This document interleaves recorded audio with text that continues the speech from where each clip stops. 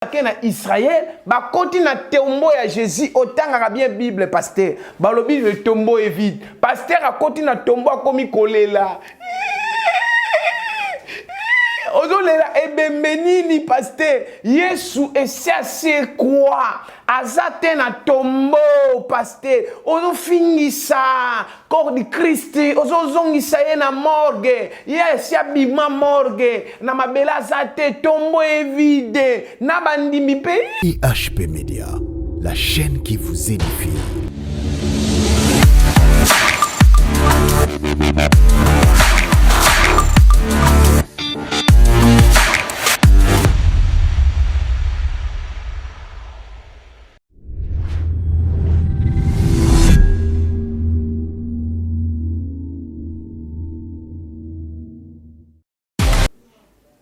Bien-aimé dans le Seigneur, wana Moussa Nzambe, le prophète Israël Mbambu, oyoyo azongi lisusu pona ko pesa message prophétique na via batube ba olanda biso lelo bien-aimé na pesi d'abord mbote na balandi nyonso ya HP Media na bandi na propriétaire numéro 1 chaîne HP Media na pesi bandeko nyonso ba congolais ba congolaise bisika bozali mbote na bino Moussa Nzambe pesi ozala pauvre riche mbote païen ou chrétien mbote ba Moussa Nzambe pe ba pasteur mbote na bino bien-aimé to bosani pe ko saluer te ba obasa na gouvernement ba mbote na bino pe su ya bino wana bien mais nakobisa ndeko moko alanda nga sikoyo ke lelo kozala décider nzambe asa quelque chose na vie na yo émission oyoyo ezali émission oyo maloba ezali na maloba ya Moussa Nzambe le prophète Israël Mbambu abenga maka le prisonnier de Jésus-Christ azokamba communauté pentecôtiste prophétique la parole puissante eza église pentecôtiste prophétique la parole puissante eza communauté déjà parce que to benga communauté parce que to na personnalité juridique au tamba biso to za ko funga ba église ba cellule ba partout par ça mais nzamba ko sunga biso même na mboka kuna ya France kuna même mboka partout dans le monde nzambe a mema biso parce que na nguya na yeto okoma parce que biolobi aller partout le monde prêche la bonne nouvelle biso na katia pentecôtiste prophétique la parole puissante programme nabiso il y a culte zaliboy chaque mardi tu as un contrôle prophétique de 8h à 14h. Chaque mercredi, à 16h30, tu as un culte et enseignement. Le vendredi, tu as un culte de délivrance familiale. Dès que vendredi, tu parler sur les effets, les félini, ils ont la carte ma bota. La biso pour ma beauté, ils la délivrer. Dimanche, tu as un culte de 8h à 11h30, de 12h. Tu as un culte, tu as un culte moko prophétique et délivrance parce que ça culte moko to yaka ko pesa matondo na nzambe pe to yaka ko bisa batu o nzamba bongisi pona bango mikolesa koya bien-aimé dans le Seigneur adresse moko tozali na Massina sans fil tozali na avenue ambassadeur numéro 43 arrêt Apocalypse 22 nabikal tous wana quartier 1 babenga ngo bato chang to benga ngo moja kunande okomona le prophète Israël Mbambu bien-aimé toza ba locataire toza ko futela et bien-aimé dans le Seigneur toza na monga fula tozali na arrêt courant arrêt révolution Avenue Kimwisi 19 bis. Outi Mama Mobutu, outi Kabadjadingue, outi Rompangaba, Okita, net na 4-4 wana, ezana arrêt benga révolution ou arrêt courant et kangam na révolution. Arrêt révolution Avenue Kimwisi 19 bis. Prophète Azakuna jeudi. Na 16h30, après dimanche, na 16h30, pe samedi, na tongo. Bien-aimé dans le Seigneur. Na bandalungwa tozayi na bakayao. Place to check église, ba teki lupangu wana, pona nini, parce que église ya bandal ekufa. Yango la raison pour laquelle tozana na ba prière na katandak, tozoluka garantie, que tokoki kozwa mbongwa garantie, poto pesa, poto zwa esika na bandal, to banda ba culte. Yango wana ezalaki ko communiquer ya Moussa Nzambe, le prophète d'Israël Mbambu. Numéro ya Moussa Nzambe ezali plus 243 90 77 87 672. Tolobi plus 243 90 77 87 672 Nabondeli. Éternel Dieu de grâce tout puissant, na pesio merci pour Zanzab.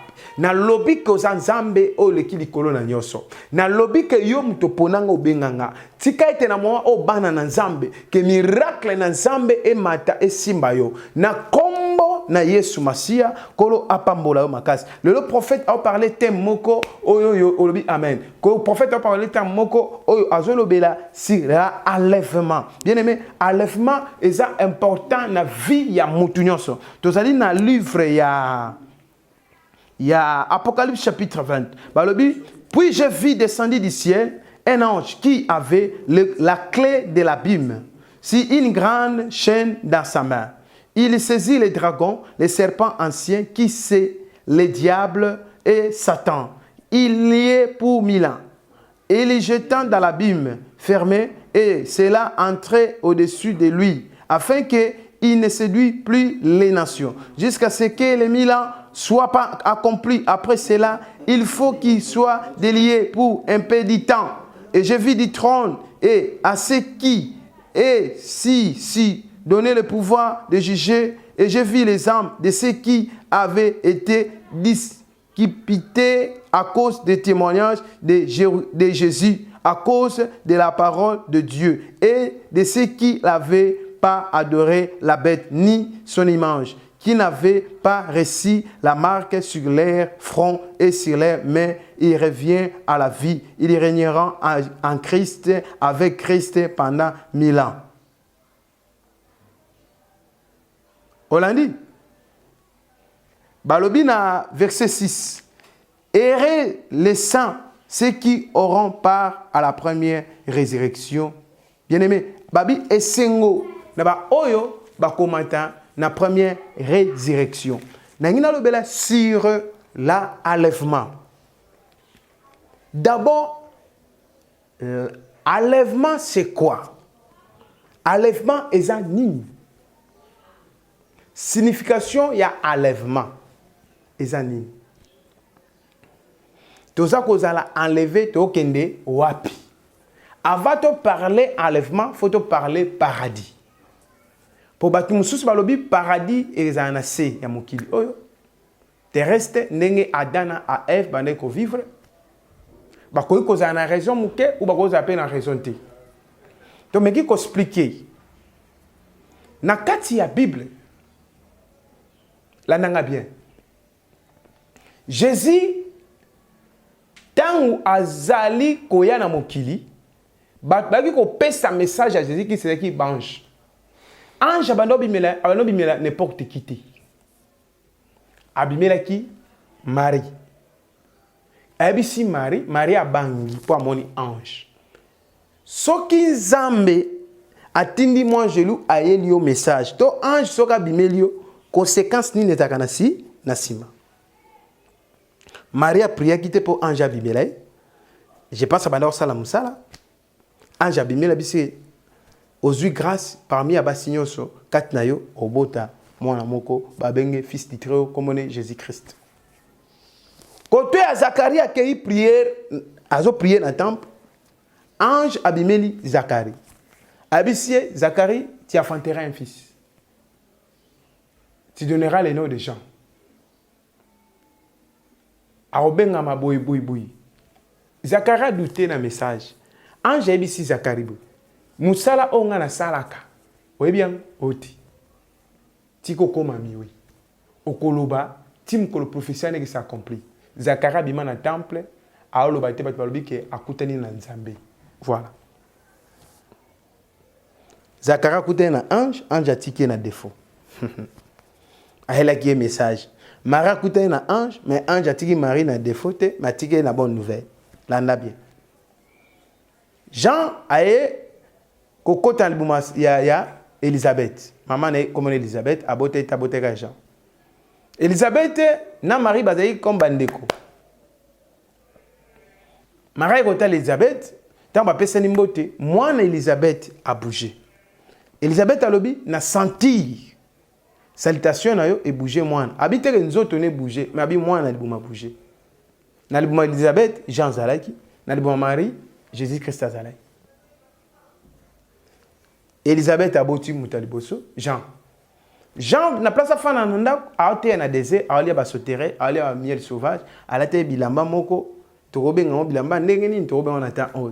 Jean bandai kolobaka aza mungongo o izoganga na désert pour préparer les chemins du Seigneur. Voilà. Ba tuni oza Messie habité. Ba tuni oza Élie habité. Oza nani ka abi, je suis la voix qui crie dans le désert pour préparer les chemins du Seigneur. Jean bandi ko parlait sur la repentance. A-t-il repentance? Après Nassima, les pharisiens, les gens, Ba se repentir, Jean bengani bango lobi race de vipère. Ba tumabe. Jean azo expliquer muto akoya nga nazo baptiser bino mai mais akoya aza makasi koleka nga ya baptiser bino baptême di feu. Naza din te kolongola soulier ya makolone pe kolongola sandale. Abi l'agneau de Dieu qui ôte le péché. Quand Jésus a kozwa baptême na Jourdain na Israël kuna et Jean lobi voici l'agneau de Dieu qui ôte le péché du monde. Des mêmes choses, bien aimé, à présenter que Jésus na population, na public. Bah comment là vraiment tant que Jésus a eu baptême, l'ipate fungami likolo fungami kolomba kiti. Mungonge bimi kune lobi o azali mwana nga boto saye yende na tindi mission. Jean na Jésus ba séparer ki wana Jésus a continué mission.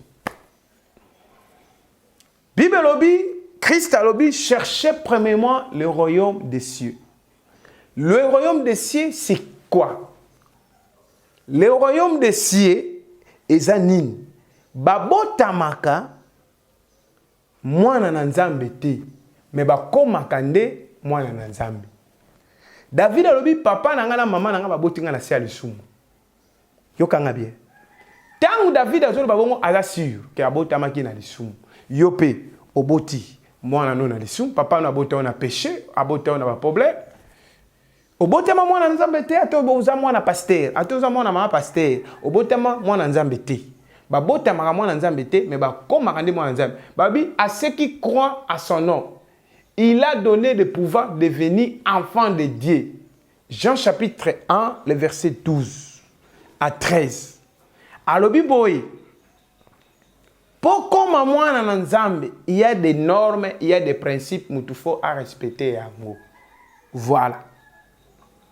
Bah comme moi dans Nzambe, ndengeni.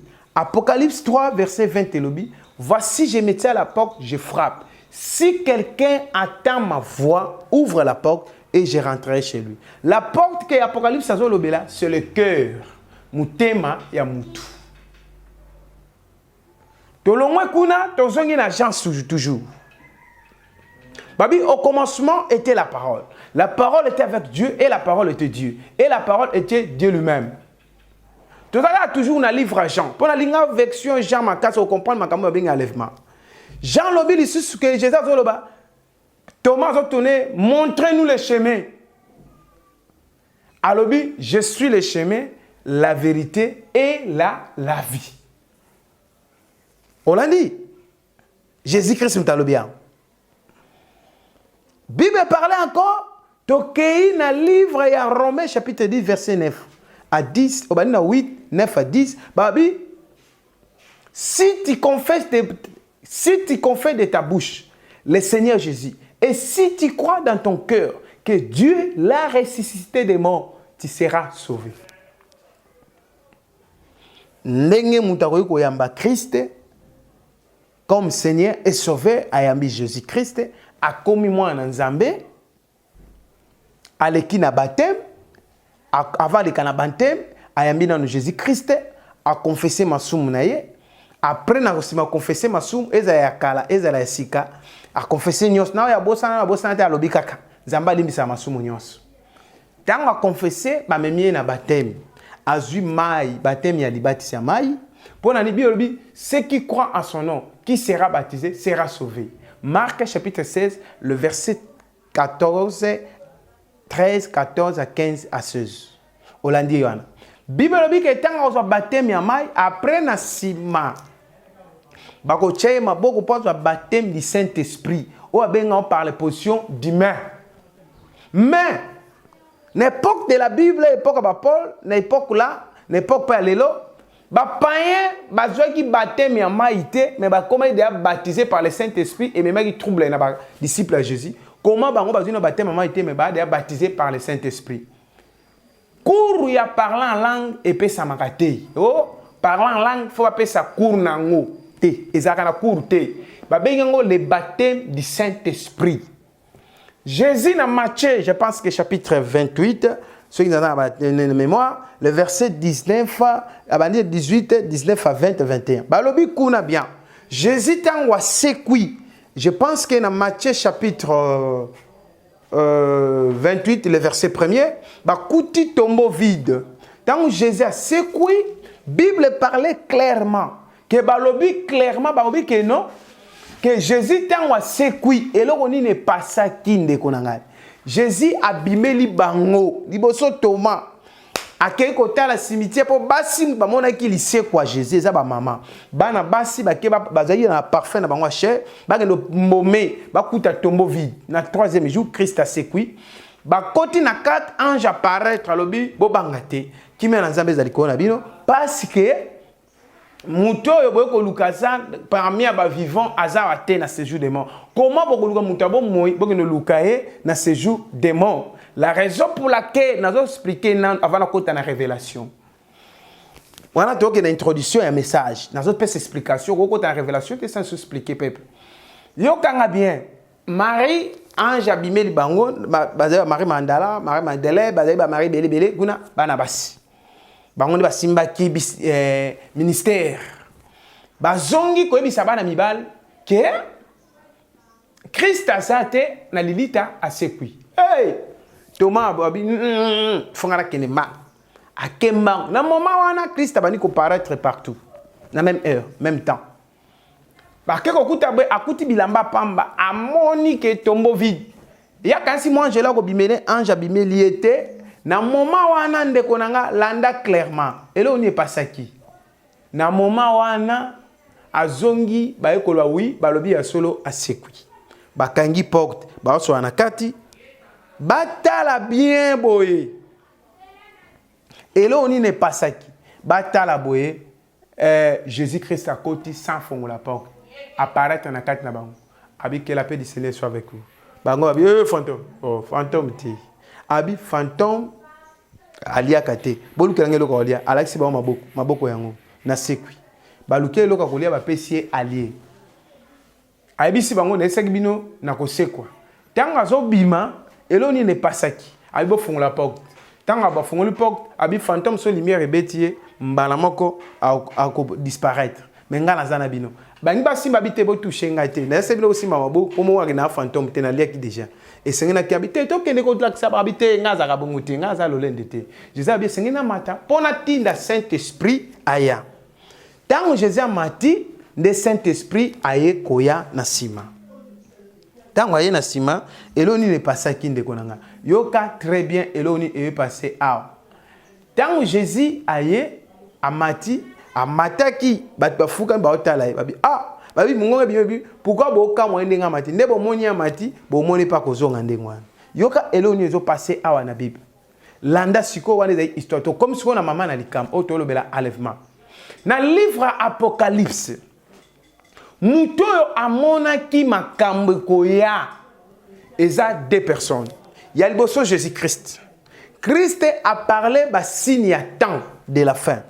Alobeli makambo a Sodome et Gomorrhe, alobeli ma époque à Noé, alobeli ville à Ninive, alobeli pe ba nation, alobeli pe division ne kozala. Mais et là on est déjà important dans le moment où on est konanga. Na lingi ko biso ola nanga clairement on a attentif. Tant que tozolo bela enlèvement et ça par rapport ya nini et ça par rapport ya otozo biso sikoy. Tant que tangi na Bible lobi clairement que Jésus-Christ de Nazareth abi nazo kende nakoya na Jean lobi na keko bongisa bino esika na koya kozwa bino. Oso comprendre. Alobi na keko bongisa esika na koya kozwa bino. Siko ba tunie bo konzina nzambe koya mukolo nini. Jésus-Christ a répondre na yebi ni jour, ni heure, ni nuit, ni journée. Na yebi yangote muto ayebi mukolo wana zaka atata ye moko. Batungisi révélé biso alobi na yebite ezaka tata ye moko ndeko nango zolanda nga siko tikane biso lo mweza très capital na bandi siko message na bandi siko ko pesa ba révélation bato ba mona makambo ekoya ezali Jésus na Jean moni ba ange ba signe ya temps de la fin Bible si expliqua yango. Bible lobango clair, noir sur blanc. Yango na zwe bisayo ke non? Pasteur ake na mboka o babengi Israël. Pasteur représenté à l'égard, azwa baptême na mayanjini, ake kozwa deuxième baptême na Israël. Soit en disant que na Jourdain, oyo babatisaki Jésus balakisi yango yo ya lobi yepe famille baptisame lisusu ndeko na ngai. Soko lobaki ke na sokola na Jourdain na comprendre yo. Mais yo lobi ba baptiser o lisusu na tuni eza combien de sortes de baptêmes. Baptême o ma ezo couler yango zaki na mayanjini. Baptême ya drapeau ezalaka te, baptême ya chifflet ezalaka te, baptême ya kopa mai ezalaka te, baptême fo mai ekule. Yo bapesa ki baptême na mai ya njili, mais ok na Israël, ozwi deuxième baptême po ezalaki mai o Jésus azwaki ya Jourdain na Israël. Deuxième chose, ba pasteur bake na Israël, ba koti na tombeau ya Jésus, otangaka bien Bible pasteur. Ba lobi le tombeau est vide. Pasteur a koti na tombeau akomi kolela. Ozolela ebembenini pasteur Yesu esi quoi azate na tombo pasteur ozo fingisa corps de Christ ozo zongisa ye na morgue esi abima morgue na mabela azate tombo est vide na bandimi pe ngabie basuka la bango ata na Israël te bazwi image ba filmer ba memeli biso ngabie nzambe na Congo ba pasteur ba pengwi ba pasteur bazazi yozo lukani anja gangela batu na tombo bobima pourquoi bo luka muta bo moi na kati ya bato bakufa le tombeau est vide a c'est quoi pendant l'an 2000 azana tombo te tombeau est vide pasteur okamusinga okena Israël ozo mafuta Esther Adassa go mafuta Esther est-ce que Esther atika mafuta na généalogie na Esther atika mafuta bien-aimé, oyo kabola bat mafuta Esther, mafuta eza Esther ya Israël, eza ba kabal. Na lobaka mikoleko ya boko tubelaka. Yango ba wandi ko tubela. Yango ke le problème esali ba pasteur. Ba pasteur ebele ba bimi rai. Ba garde bandi na bango te ba bimi. Yango na zwe bisa o mosali na zam. Yo zo leka olobi te na moni ange abimelinga. Ah papa, yo mona ange abimela yo za na bomoni. Manoche, papa et Samson, ton maman Samson a monaki ange. Alors bi a ko vivre te po aboni ange. Mutimo ta ko mona ange atikala en vie. Ndeko na ngai. Na moni angelou aye ko bisanga na préparer église pour l'enlèvement. Pasteur mon côté, prophète mon côté a préparé l'église pour l'enlèvement. Moutou a préparé l'enlèvement et peuple ezali nzambe yemoko nanzela ya Saint-Esprit. Saint-Esprit moutou a préparé l'enlèvement. Eza moutou te. Est-ce que moutou a bon la montée ma fimbu? Est-ce que moutou a bon la montée ma papaté? Non, moutou a touché à le cœur et les reins, c'est le Saint. C'est le Saint-Esprit moutou a préparé l'enlèvement. Eza pasteur te moutou a préparé l'enlèvement. O nzamba ebisinga naza sentinelle na sonner trompette pour batuba kota. Non non non non non non non non non non. Oh eza moment te que oh Noé nzamba abomai mokili na mai mokili continent ki soko landi bi otangi bible bien mokili kufa ki penza te e continent ki et kaka e sandi e salami ya mai po vala ba boy kokota na arche lelo tozo bisa ok bien le problème ya arche ezalaki te muntandi mais la Christ comme Seigneur et Sauveur ezalaki mutu aya akota mais le problème ya Christ ya lelo po mutu akota avion po matango na carte électeur au mat avion te na ndimi te na carte électeur au mat avion non non non non non non to na carte ya étudiant au matière avion non non non avion pour matango faut un passeport faut un visa faut un billet faut respecter ba norme na ba vinette ba teka kawana na ba nina na ba carte ba pesio pour matière avion de même chose pour kota lola il faut un ba norme wana oyambi Christ comme Seigneur et Sauveur aussi confesser péché na yo péché les a pardonné aussi baptême du Saint-Esprit et baptême d'eau après au baptême du Saint-Esprit muta se repenti. Bayambaka Yesu 1000 fois te, bayambaka Yesu une fois. Yo so yamba Yesu, o mona mundela yeko te. Nani bayamba Yesu te yo leki. Mutu mwindo yeko te. Bana bayamba Yesu te yo leki. Mama, ndundo yeko te. Bana bayamba Yesu te yo leki. Chinois yeko te. Bana bayamba Yesu te yo leki. Yango yamba Yesu ngo combien de fois? Combien de fois, pasteur? Maman, on yamba Yesu combien de fois? Papa, yo yamba Yesu combien de fois? Sœur, on yamba Yesu combien de fois? Ba yamba Yesu une fois seulement. Yango tozo mwa ba ndeko mosusu baza koloba keno ngai na moni mwa jelu na Nzambe abimeli nga tete. Tika kosa. Ina benda batu matoi nino ko benda. Est-ce que tu peux préparer l'enlèvement? Hein? Tu peux préparer l'enlèvement? Nous devons préparer l'enlèvement, c'est le Saint-Esprit. Bible dit que sans le Saint-Esprit, vous ne pouvez rien faire. Le jour de Pentecôte, Christ a dit, vous dans la chambre haute, le Saint-Esprit a quoi révéler des choses cachées. Mon livre, mon sang, le temple du Saint-Esprit. Il y a un moment qui est dans l'Apocalypse, c'est clair. Il y a un ange, ange dans Jean. Tu vois, dans l'Apocalypse, la Bible explique que si nous sommes temps de la fin. Oh, biso to sala gezaka répétition seulement. Ezate ba signe mo muto kwa peso signe mo attendre la fin ngolo ba bote. Eza lukuta. Bible c'est la qui sait yango. Jean muto mona ba signe attendre la fin ni William Branham ni Kimbangu matei Jésus, William Branham matei Jésus, Mahomet akwaka Jésus Christ. Muto yo azo pesa révélation eza Jean muto mona ki ba révélation. Papa Moïse a na posa mona Jésus Christ.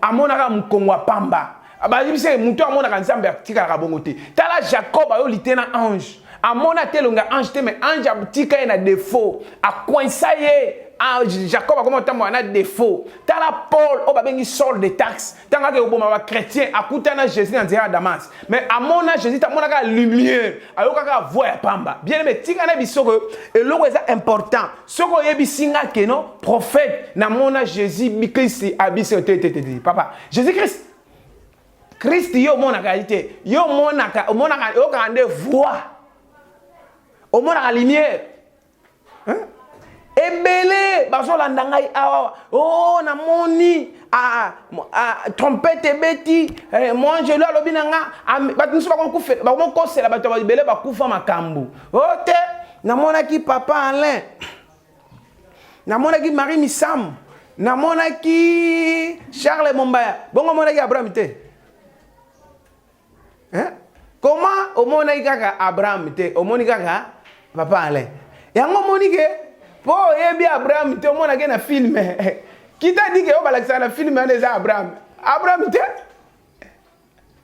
yo kana bisolo comme ça très capital Jésus yo bino bozi ba photo na bino o ya film balakisa film ya Yesu boke ba bana banda ko biye Jésus Christ ya Bible te wana ya film ya Bible za mususu hein ya Bible za mususu enlèvement bien aimé. Bible dit chercher premièrement dans le royaume. Le royaume de Dieu, c'est lui-même Jésus-Christ. Tant que tu as mis Christ comme Seigneur et sauvé, Asa déjà sauvé. Quand tu as dans la vie à sanctification, tu peux mutunios. Conscience à mutu, vie à sanctification, et ça conscience à mutu, et bah que nan sali engagement na Christ. Dans ce bang Nzambe, il faut n'attendre na kobang Nzambe. C'est comme ça. Elle va mutu à marié. Soy conscience na yebi keza marié, exacte alliance alati. Conscience na yebi kaza na mwasi nanda kwa mwasi libanda te. Soy conscience yebi ke azana mbala nanda kwa mbala libanda te. Exacte d'abord alliance te tolata, exacte d'abord cœur ya mutu d'abord conscience na yo prise de conscience to fait ça là. Na kati ya Bible, angelu na Nzambe apparaîtra kana mutu nyo sauté. Soka bimeli Zacharie doit y défendre. Yo zoloba lelo bato komi côté ya bato enlèvement ba obangisa bato hein bazo bangisa bato te ya mutu sema a se repentir yebisa mutu andime la Christ comme Seigneur et Sauveur mais koko sa mutu te ke o na mona ki Nzambe na tikana biselo mo même ba païen même les katiers hein ba katier tikana biselo mo ebetso libaku mais ça vrai même edingwa mona satana boité satana bo edingwa mona satana te amona été. Même Michael Jackson a mon satanate. Satan a mon été. Pourquoi? Parce que Satan a bien que Satan a bien l'ange de la lumière. Hier, à Simbaki adoration dans l'eau là. Satan va créer a liboson na biso batu. Satan va créer na matière moko ya chair. C'est-à-dire diable a ko la diamant na diamant, chair ba matière chair. Ne va créer Satan. Ba ki ko dépouiller. Mais le problème est que dans Ephésiens chapitre 6, le verset 10, balobi tozo lutter contre les esprits. Yom ta finako kingwa les Satan. Yo ba Satan ce sont des esprits. tika ne bisande komo zo na ndoki bandoki na opumbo ke nda réunion butu na mai okuta na Satan okuta na princesse wana lukuta yebe princesse nga mona Satan te c'est à dire babutu lukuta Satan a comme na visible te asana no invisible Satan ko bimana Rome Satan bimina physique ta avant Satan a comme physiquement Christ d'abord faut apparaître physiquement. Christ attend à apparaître physiquement, a enlever l'église. Après la cima, Satan a apparaître physiquement. Satan a apparaître physiquement. Raté premier enlèvement. Yom to na premier enlèvement, vie na yo comment na Satan na vie na yote. Parce que ça déjà enlevé. Mais diable ndé a quoi fond dans le trône. C'est l'Apocalypse ngazoloba. A quoi ko dominer. Mais dans le moment où Christ azali, diable a dominé. Christ azali kolona nyoso. Babi kombo morote pesa miliona ngai na sem occupé likolo pe na sem abele. Le seul nom c'est le nom de Jésus-Christ. Il y a un moment que Christ tanga kufaki agene kote agene ko yambisa Abraham, Eli, Élisée, toi kala yambisi OK, asali grand boulot pendant 2 heures du temps wana, 2 jours. Na 3e jour asisi boulot abimia sekui. Il y a un bisi mouvement zo landanga place aux ali que enlèvement et ça mout prise de conscience na ay ba que Saint-Esprit. C'est une bonne relation na Saint-Esprit. Et na ce jour enlèvement vous allez enlever. Vous allez enlever. Nous devons préparer l'enlèvement, c'est le Saint-Esprit. Biso pasteur, tu as un prédicateur, un prophète, à kaka. Mais moutou, a préparé l'enlèvement, c'est le Saint-Esprit. Tala, moutou bon la monter ma casse na imote. Okoyi côté, moutou, so nzamba toucher te bon na petit. Il y a le travail qui se répandit, moutou se répandit. Andi mais la Christ comme Seigneur sauveur. Même la boîte de nous, c'est le Saint-Esprit. Le Saint-Esprit qui fait le travail. Yoka si Paul ayoka Pierre ndenga tete. Paul ayoka Etienne. Paul ayoka batunyo so atende. Ayoka Jean. Mais tant que abongo magita, a se repenta gita. Mais tant que koute na Christ lui-même, a se repenti. Il y a une émission place aux alliés bien-aimés dans le Seigneur, on a posé à repentance. Ndeti mutoko la musulman go se repentir ndengeni. Ato teye ba discours rebelle, ato expliquer, on a moni moi jaloux, on a moni boy akol ndimote. Musulman pas se repentir, faut démonstration de la puissance de Dieu. Aza moi voix de ma colomiki o kangi ma colonna ningi siango. Je ni or ni argent, c'est que je te le donne. Lève-toi et marche. Maintenant, lève-toi marche. A terni a tamboli. Hey! Abonga libéra. Andimé Christ comme Seigneur et Sauveur. Il y a un moment que seul des taxes, andimé Christ comme Seigneur et Sauveur. Andimé même Anania a baptisé. Place aux Hollandais très bien, bien aimé. Enlèvement et zali. Nous avons quoi qu'on est tout la peuple naïe. Mais nous devons préparer le travail. C'est le Saint-Esprit. C'est le Saint-Esprit. Bible dit que zala prêt parce que yo yebi jour te bi RT. O zala prêt na ndengeni. Kati na yo ke bonzambe molimo mo sant a renouveler la chaque tongo vie na a renouveler la beauté na ye vie na va changer au moins la citation vino aux ndenge za leloté. Yo za muto yo histoire vino ko changeaka. Ya omoni ba pasteur lelo na place beauté ya batu bien bo expliquer batu enlèvement za nini suka mukile zane bozo bangisa batu. Batu ba komi ko bang. Yo que nous fait. Oh, bah arme, bah chabino na bah dans son maître, on a marque de la bête. Oh, ils ont le couteau. Ceux qui ont dit mais Christ comme Seigneur et Sauveur, toqué en faire. Problème il y a enlèvement pour mouton dit mais la Christ comme Seigneur et Sauveur. Moutou moko sera bon le motema, faites ça kanalo là. Mais moutou sera sombi lupang, faites ça kanalo là. Il y a un moment qui na obenga libota nzambe bon comprendre que Christ akoya akolinga mokili oyo alinga ngo lokola tapi alingi likolo lokola tapi abwaki ngo na lufelu akangi Satan abwaki na lufelu akangi ba ange la boki na lufelu affirmer en fer asali likola sika asali mokila sika église ezaka moko na Jérusalem pasteur ezaka yemo Jésus-Christ. Il y a un moment que biso va pasteur toté à pour lelo mais biso ton travail il y a un paradis bato on travail à préparer enlèvement c'est le Saint-Esprit biso to za ba tei toté à yonde dans tei bo za toucher na tei muta ko toucher bo et ça Saint-Esprit est-ce que pasteur ni na sala ka miracle makas na muta sala ka miracle c'est le Saint-Esprit qui fait le travail le Saint-Esprit muta pesa ka miracle nzo so mon pasteur azo ba ke yemta big saraba ala msaraba bible akosi muta ko la mse bembe azon na bo c'est le Saint-Esprit muta ko zong saraba bo tant qu'elle le kobeta Jésus au paraître bibembe kosera bon tant qu'elle le kobeta bibembe kosera yo pasteur yo mto la musa bibembe wan yo za na place wan est-ce pasteur ni azana pouvoir kanga satan pasteur moko te ba pese makasa kanga satan on yo ba na kangi satan na lié oh pasteur lukuta yo kanga satan ba pesa pouvoir wana na angelu na nzambe yango tikana bisao bato ba moni ba signe ya temps de la fin ezali ba ange et ba Jean almona na nzela ba angelu yango moni ke bandeko Branham William Branham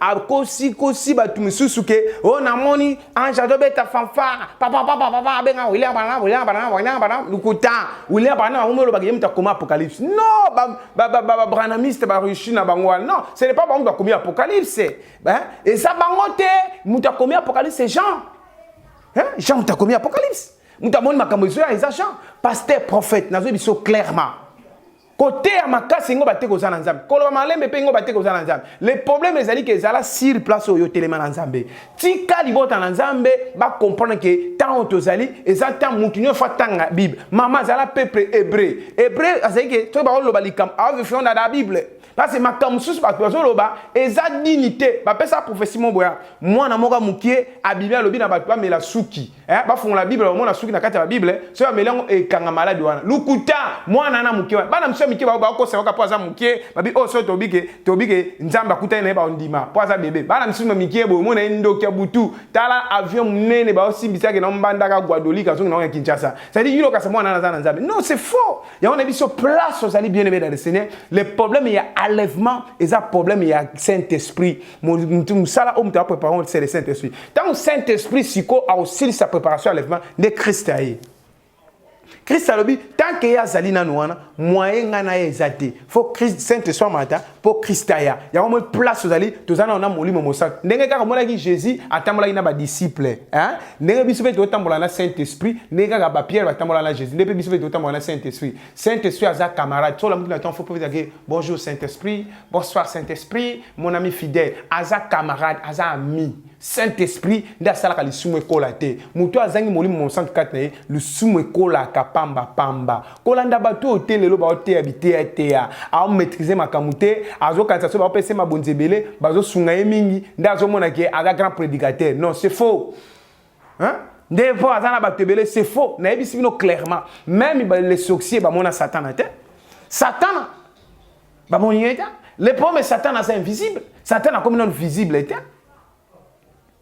bando tenyo sur l'autre et ce mona ilonga Satan même indele ba mona Satan te même ba ko sarabino ba mindele ba kenda neni ba mona ba kenda château mona Satan lukuta diable ça invisible ba mona kande ba ange na ye ba esprit na ye ndes autres et sala musala mais le problème est ali boy ba mona te Jésus Christ de Nazareth yo mona longa Jésus Christ aza ndegini o mona oya film moni wana za Jésus Christ te on a l'autre qui Jésus ngai good prophète oh na ka mungonga Jésus Christ na mona Christ mais na mona limé na mona ka mungongo abenga a se présenter pas Paul abi je suis Jésus de Nazareth a se présenter yo siko zo bisanga makambo lukuta ya otikana biso place aux alines de konanga mutu moko a bebisa foi na yote enlèvement ba signe temps de la fin et si l'obama na kati ya Bible et Bible oyo toza ne loka olongola te toza pe ne loka baki ya ko bakisa te o bazo baki o mutu okite makambo ebimi na ba étranger kuna ke balingi balongola Bible oyo catholique mutemema Bible oh non dès l'époque là bando comment ba critique ba écrivain no comment on a ba rouleau so ba zui ango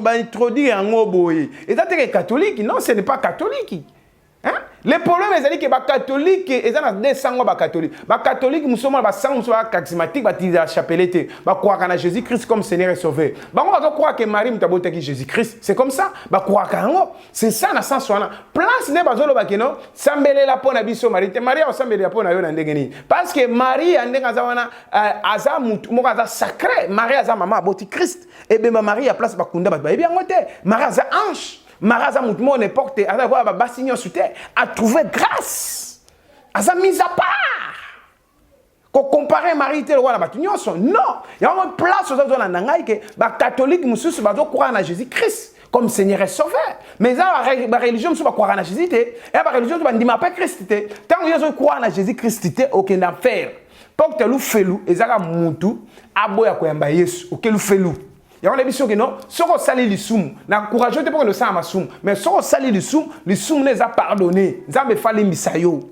Po akufela ki pona biso pona ba bien mokilité. Akufela pona biso pona masumu. Aya zalaka na lisumu te mais mikomi lisumu po yonanga tozala sauver. À cause ya baniwa ya Christ, à cause ya makila ya Christ, nga lelo na zote ya Jésus Christ. Il lelo na bonga mwana nzambe, mais na botamaka mwana nzambe te. Na hebaka mwana nzambe te, na eko yeba nzambe. Ya mon place aux alines de Kolanga, yom tolandi biso en direct, nzamba bisinga biso ke enlèvement ezali. Oui, enlèvement ko salama, Christ a quoi ko mu fin du monde ezali. Oh fin du monde ezali, ezalaka. Yom de place aux alines, jour et yebante yebante, prépare-toi. Saint-Esprit abunga te kat na yo, ozane a changer vie na yo. Ya mon ezaki message oh mo sen nzambe aloba ki pona me utanga ki Apocalypse chapitre 20 babini. Ba esinga o ba otomo na premier enlèvement, Apocalypse chapitre 20 premier verset. Mais bisayo ke bakosa yo te batimisa ko ba oh kimbango bimela kingai na mona kitawo nda bimela kingai non est-ce kimbango ata bimela yoni sam est-ce kimbango ata bimela oui kimbango go bimela po me te mais azanzambe te c'est un ange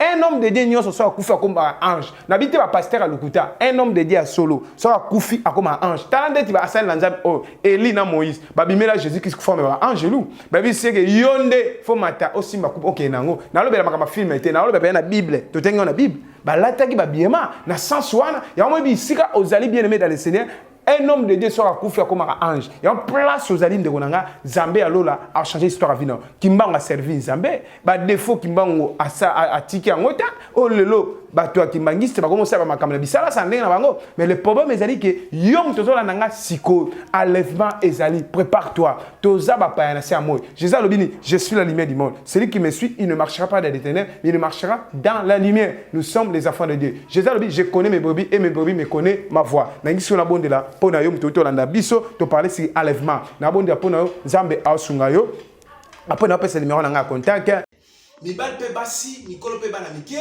ba roi pe ba simple ba tout simple païen surtout ba païen Saint-Esprit de Dieu qui n'est ko toucher mité ba païen yo le fait directeur yo le capable de préparer enlèvement tika ete musala ba pesa yo o sana sia moi oyo eza musala ngo ya ngo yawe tika libota na yo ete Nzambe diable azwa batute batu pele ba kota paradis Saint-Esprit tiko sauver batu même na dernier minute ndenga kata motem Christ va être en la vie de I am a Christ comme Seigneur et Sauveur na sengi ete mutunyo sana ndinga père de gloire ba o ba bon wante ba sena ba se repentir ba o ba bon wante Saint-Esprit toucher mité ma pasteur ba prophète ba sala mama be machi nyoso molili ba se repentir toucher mité ma bananza ba se repentir au nom puissant de Jésus-Christ partout dans le monde entier même à un milliardaire même à un joueur à football même à un chantre même à yembaka na bonde lion sambe toucher mon thème à se repentir zambe na bikama yo kufanya kwa pona batu nyoso zambe na bikama sungande ko yanga abika sungande ko yanga za sauver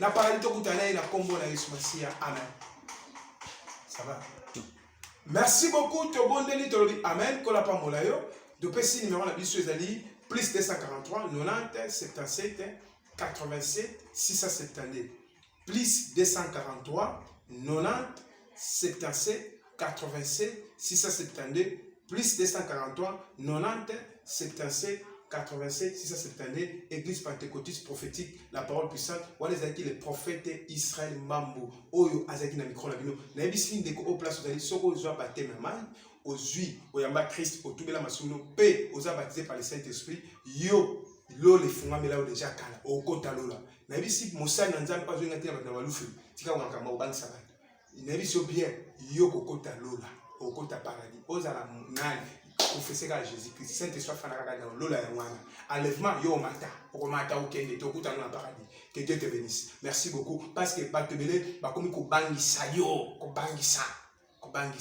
yango moni ke makama ko bangisa wana elongwe yo ko banga te Yesu azapana akufela ki yo Yesu ayina mkipo na yo apesi victoire pana que Dieu te bénisse Nicolas tukuta na même chaîne na même bye bye merci